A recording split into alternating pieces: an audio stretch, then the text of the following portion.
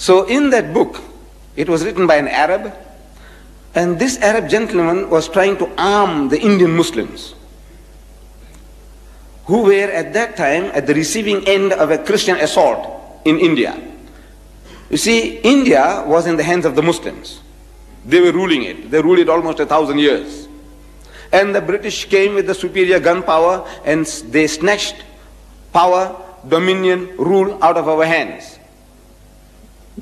And they felt, and they thought rightly, that if at any time anybody would give them trouble, it will be the Muslims, because they had tasted power, tasted dominion, tasted rule, and once you have tasted it, you aspire to get it once more back again.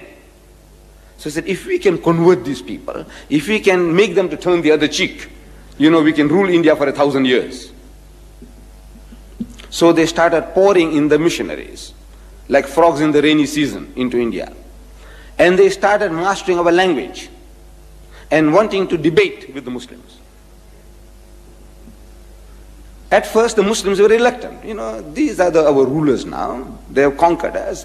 And if we debate with them, they might put us in jail, Robben Island, something like that. So he says, man, leave it out. But now, since they started learning our language and challenging us in our mother tongue, the Muslims were forced to accept the challenge. And Maulana Abdul Aziz of Delhi, this is I'm reading in the book, which made everything interesting to me, which brought me here.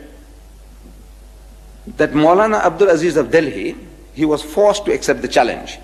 It was a certain reverend founder who was the head of that movement, missionary movement. And according to the appointed time and date, the debate started.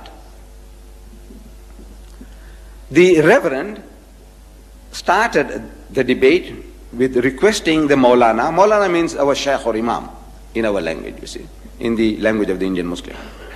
He said, Maulana Sahib, telling him in Urdu, sir, respected Maulana, get started. Start the ball rolling. So the Maulana said, look, you are our elder brother. In other words, Christianity precedes Islam by 600 years. So you are 600 years senior to us. So as such, you have the first preference. Number two, he said, look, you are our guest. No doubt an unwelcome guest, but a guest at that. So as such, again, you have the first preference. So the reverend was forced to start the debate. And he started with a question. He says, Maulana Sahib, speaking in Urdu, Maulana Sahib, where is your Prophet Muhammad now? So the Maulana, after a pause, he replied that he is in Jannatul Firdaus, in heaven, blessed heaven with God Almighty. Out of that answer came the second question.